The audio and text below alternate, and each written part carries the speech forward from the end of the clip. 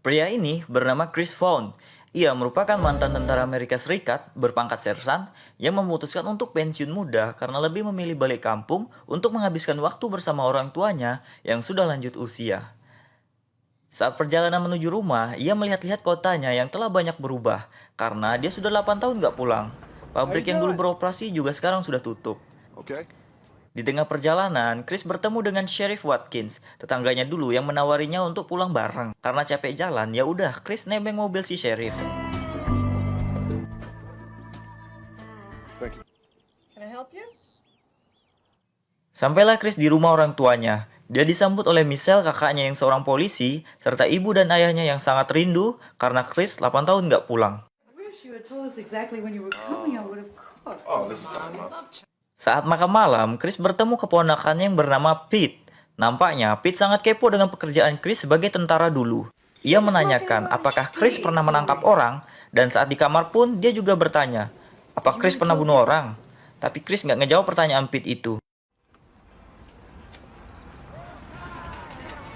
Esok harinya saat Chris sedang perbaikin tangga rumah, Ray sahabat kecilnya yang mendapat kabar kalau dia balik kampung, datang ke rumahnya dan ngajak Chris ke lapangan tempat dulu mereka biasa main karena teman-teman yang lain sudah menunggu. As in Kickoffs in 20 minutes. hero return. You guys still doing it. Sampailah Chris di lapangan dan bertemu dengan teman-temannya. Tak lama datanglah Jay beserta komplotannya yang juga teman lama Chris. Jay merupakan anak orang kaya pemilik pabrik yang sudah tutup tadi karena sekarang dia buka bisnis baru yaitu kasino alias tempat judi. Singkat cerita, mainlah mereka American football. Tim Chris melawan tim Jay. Pete juga datang ke sana untuk nonton match itu sambil ngisap ganja bersama teman-temannya. Awalnya pertandingan cukup seru, tapi di akhir permainan tim Jay main kasar hanya untuk sebuah kemenangan.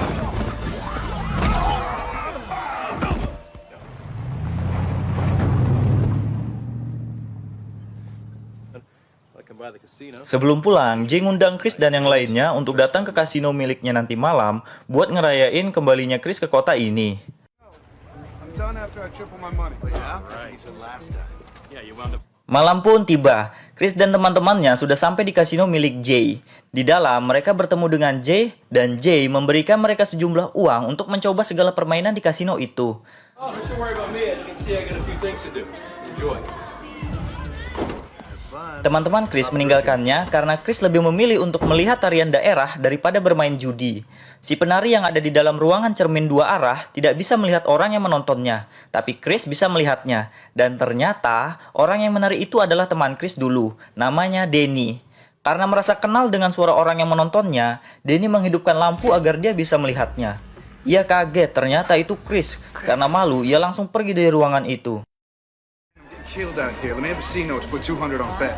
Dari sana, Chris menemui Jimmy yang sedang main judi lempar dadu. 5 hard 6. Setelah Jimmy pasang taruhan $100 untuk angka 6 besar, Chris merasa ada yang aneh dan melarang Jimmy melempar dadunya. Tapi Jimmy tetap melempar dan yang keluar angka 7, jadi Jimmy kalah. Chris lalu protes ke bandar judinya kalau si bandar sudah mencurangi dadunya dan Chris berani bertaruh kalau yang keluar di dadu itu pasti angka 7. Tapi si bandar balik protes karena sekarang bukan giliran Chris melempar. Chris tetap melempar dadu itu dan benar yang keluar angka 7. Oke, buat yang gak lihat si bandar nyurangi dadunya, ini replaynya. Terlihat bandar menukar dadu setelah Jimmy mengatakan angka yang akan keluar nanti. Lanjut. Chris lalu meminta uangnya kembali. Tapi dari belakang, petugas keamanan sudah mencekiknya dan terjadilah perkelahian.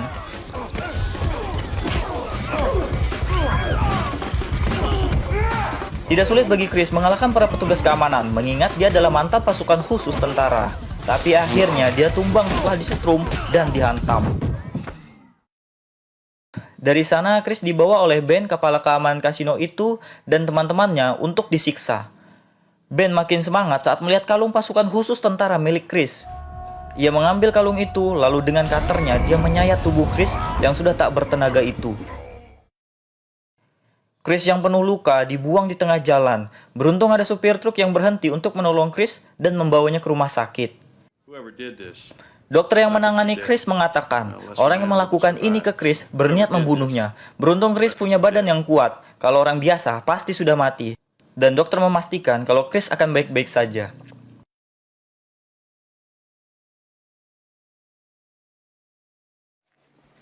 Setelah beberapa hari di rumah sakit, Chris diperbolehkan pulang. Di rumah, dia ditemani Ray dan Pete. Tapi karena luka jahit di perutnya yang belum kering, Chris tidak bisa banyak gerak. Singkat cerita, keadaan Chris semakin membaik.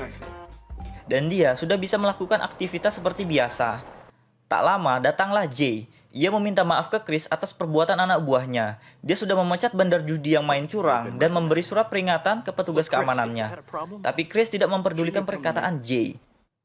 Sampai Jay mengajak Chris bergabung untuk menjadi kepala keamanan di kasino miliknya pun dan memberi Chris uang, Chris tetap tidak peduli dan menolak tawaran Jay itu. What do you say?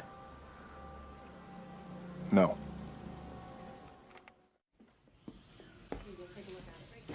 Charges. Dari sana, Chris ke kantor polisi untuk mengajukan tuntutan atas kasusnya kemarin. Tapi Sheriff Watkin menolak permintaan Chris itu karena kasusnya sudah ditutup dan Chris juga beruntung dia tidak dituntut oleh pihak kasino karena sudah berbuat kekacauan, kata Sheriff. You even look into it? Chris makin tidak percaya dengan apa yang terjadi di kotanya saat ini. Ia menjawab ke Sheriff, ia tidak akan membiarkan ini terjadi terus. Lalu Chris pergi I'm dari not gonna sana. let this stand. Esok harinya, Chris yang mendapat kabar kalau Pete overdosis obat di rumah temannya langsung ke TKP. Sampai sana, dia menanyakan ke teman Pete, dari mana dapat narkoba itu? Dari petugas keamanan di kasino, jawab temannya Pete. Dengan penuh emosi, Chris balik ke rumah untuk mengambil senjata. Bapaknya pun tidak sanggup menahan Chris. Tapi pas sudah sampai di kasino, Chris nggak jadi pakai senjata. Dia menaruh senjatanya dan mengambil balok di bak mobilnya.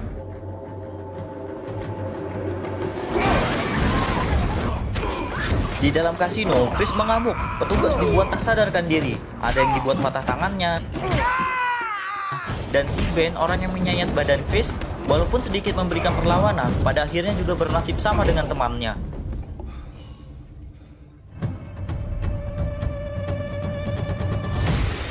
Guess that changes our relationship a bit, huh? Setelah puas, Chris pergi dari tempat itu. Tapi di perjalanan, mobil polisi sudah mengejarnya, dan Chris pun ditangkap. You should not have come looking for trouble. Wouldn't even put it on the table, but your military record can't be ignored. There was no chance of that when she came in. Me and my men, we were just trying to control them. Singkat cerita, di pengadilan untuk menentukan nasib Chris, pihak kasino memberikan kesaksian terlebih dahulu. Mereka mengaku seolah-olah menjadi korban yang tidak punya salah sama sekali dan menyudutkan Chris. Very dangerous person. Military trained? He seemed like a complete psychopath. Dan saat tiba giliran Chris melakukan pembelaan, dia sendiri yang akan berbicara karena kuasa hukumnya nggak guna. Di depan masyarakat, para jaksa, dan hakim, Chris mengatakan yang sebenarnya apa yang terjadi. Dan di depan para jaksa, Chris berkata, jika dia dibebaskan atas kasus ini, dia akan mengajukan diri jadi sheriff dan akan memperbaiki kota yang sudah rusak ini. And if you acquit me of these charges, then I'm gonna run for sheriff. And if elected, I'm gonna fix. Ia lalu memperlihatkan bekas jahitan luka sayat yang dilakukan petugas keamanan kasino ke jaksa dan masyarakat. Singkat cerita, setelah berunding, jaksa memutuskan kalau Chris tidak bersalah dan dia akan menjadi sheriff di periode berikutnya.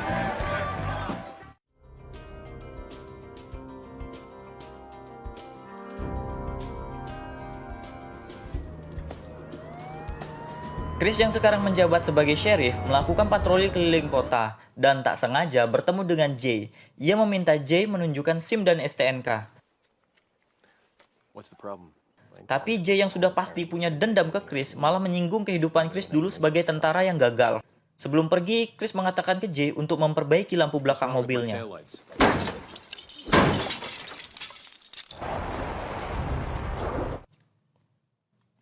Saat sampai di kantornya, Chris bertemu dengan Watkin yang menyarankan ke dia untuk mengangkat teman-temannya menjadi deputi karena kinerjanya yang sangat bagus.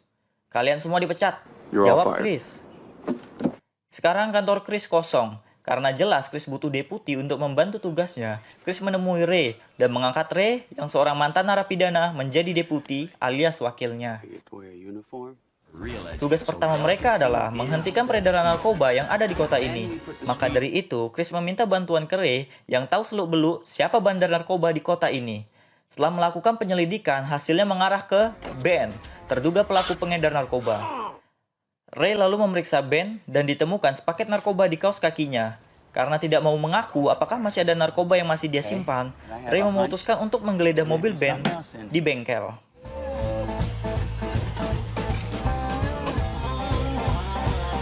Dibantu Chris, Ray memeriksa seluruh bagian mobil.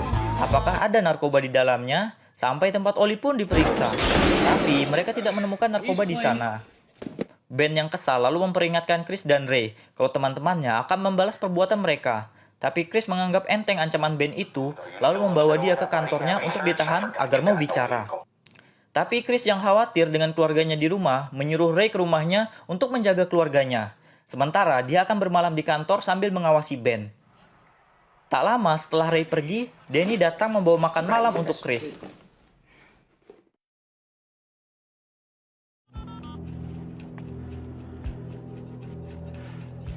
Do it. Esok harinya setelah Chris memeriksa keadaan Ben, dia dikagetkan dengan mobil patrolinya yang meledak. Ternyata itu adalah anak buah Jay yang juga teman-teman dari Ben. Mereka menembaki kantor Chris pakai mesin gun secara membabi buta, tidak peduli kalau Ben ada di dalamnya. Karena terdesak, terpaksa Chris menjebol lantai kantornya untuk menyelamatkan Danny. Sementara Chris mendatangi sel Ben yang terkunci. Agar dibukakan selnya, Ben mengatakan kalau narkobanya dia dapat dari pabrik milik Jay yang sudah tutup itu. Jay membuat narkoba di sana. Tapi saat Chris baru mau membukakan selnya, Ben tertembak peluru mesin gun temannya sendiri. Chris lalu pergi menyusul Danny. Dan dengan shotgunnya, dia menghabisi satu persatu anak buah Jay.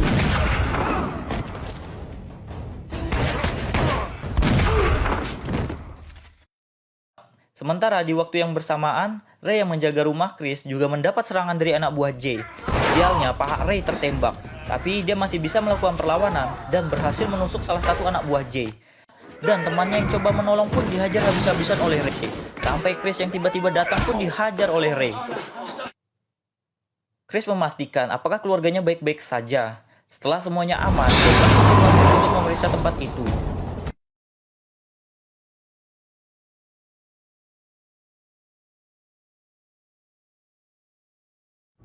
Ternyata di dalam, Jay sudah menunggunya. Tapi tiba-tiba Chris masuk ke perangkat Jay. Dia yang hampir jatuh lalu menarik Jay untuk ikut jatuh bersamanya.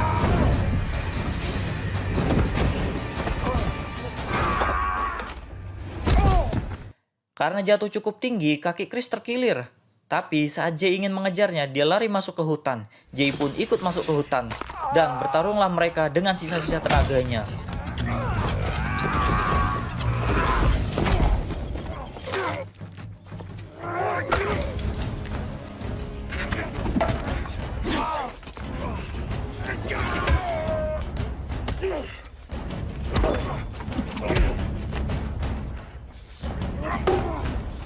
Walaupun Chris hanya menggunakan balok kayu, dia bisa mengatasi perlawanan Jay yang pakai kapak. Chris lalu menghantam kaki Jay pakai baloknya dan "Kau ditahan," kata Chris. Di akhir cerita, Chris dan Ray menyegel kasino milik Jay dan kembali membuka pabrik kayu yang dulunya sebagian besar masyarakat kota bekerja di sana. Tamat.